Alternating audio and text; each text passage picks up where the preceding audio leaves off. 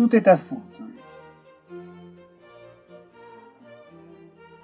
Qui veut entretenir de bonnes relations avec autrui doit mener un travail approfondi. Je ne connais pas un seul couple qui ne se soit jamais querellé.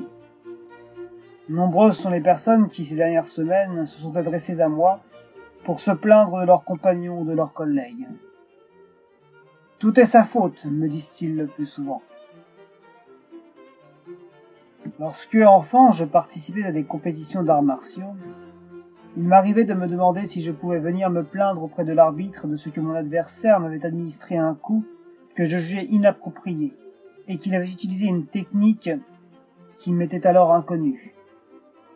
Et je me demandais encore si j'avais le droit de me plaindre parce qu'il n'employait au combat que sa main gauche ou qu'il ne recourait qu'à son seul coup de pied.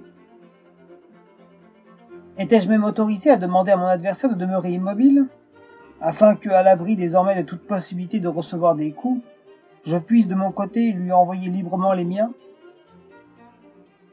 La réponse est évidente à tous, non bien entendu. Si je reçois un coup, j'en suis le seul responsable. Je peux me dire, à part moi, que la cause en est mon manque d'entraînement.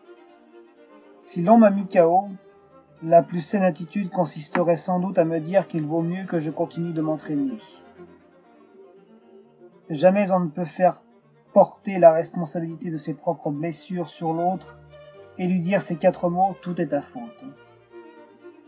Il en va des arts martiaux comme de la vie. Il arrive tout à chacun de tomber. Or, celui qui chute peut-il accuser l'autre d'avoir préparé le terrain à cause duquel il est tombé?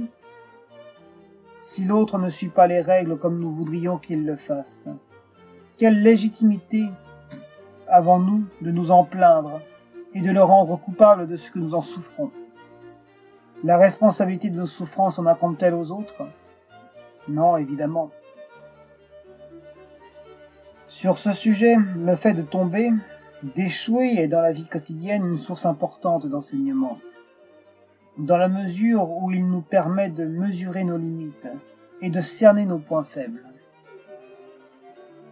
Pour un sportif de haut niveau, l'échec est une clé qui lui apprendra à obtenir plus tard le succès qui lui échappe encore.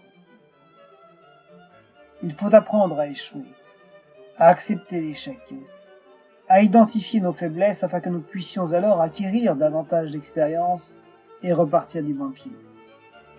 Sans échec, il n'est pas de progrès possible. Un commerçant qui fait faillite n'est pas pressé de reprendre son affaire, dit un dicton taïwanais. Le commerçant en question va d'abord s'assurer qu'il n'y a rien autour de lui qu'il puisse récupérer et vendre par la suite. Et puis il se redresse très lentement. Ah, comme j'aimerais être un tel commerçant.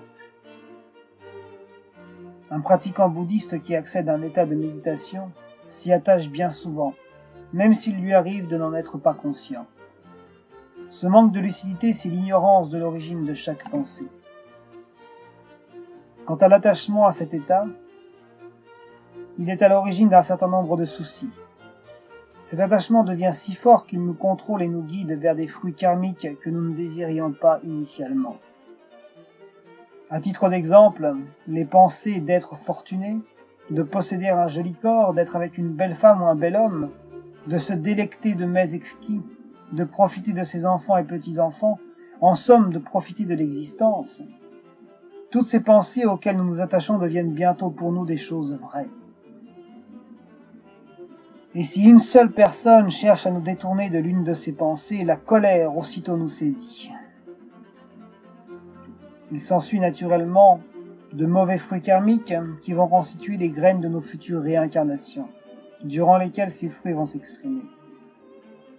Dans la théorie des 12 causes, le Bouddha a montré qu'un ressenti crée un état de conscience qui nous inspire le désir d'y demeurer, en sorte que nous voudrons trouver le moyen sans cesse d'y revenir.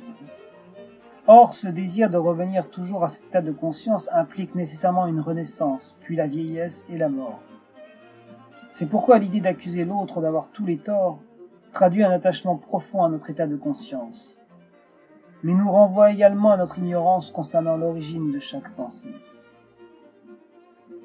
Souvent, des maîtres bouddhistes ont affirmé que la pratique bouddhiste consiste à chercher querelle aux autres. Un pratiquant bouddhiste doit en effet dépasser la peur de poser des problèmes aux autres. Ce petit texte a été écrit pour montrer que la source des problèmes vient non pas des autres, mais de nos propres attachements internes. En tant que bouddhiste, notre rôle est de pointer du doigt chez autrui la cause réelle des problèmes. Au reste, le maître Kuan Yin a expliqué que celui qui rencontre quelques soucis ne doit pas s'employer immédiatement à converser avec quelqu'un, car sa parole sera le vecteur d'ennuis supplémentaires, mais qu'il doit réfléchir en soi-même aux problèmes qui le travaillent. Il est bon, affirme-t-il, de saluer le Bouddha, ce qui a pour effet de réduire l'influence des fruits karmiques négatifs. Il faut également éviter de parler en bien ou en mal d'autrui, car ce sont là des jugements de notre propre fabrication. Un véritable pratiquant considère tous les êtres sensibles comme autant d'occasions de progresser. Voilà le partage que je voulais offrir aux lecteurs en espérant qu'ils parviendront à rompre l'ignorance concernant l'origine de chaque pensée, à réduire le nombre et l'intensité de leurs attachements et à trouver la paix en eux-mêmes. Amitofo.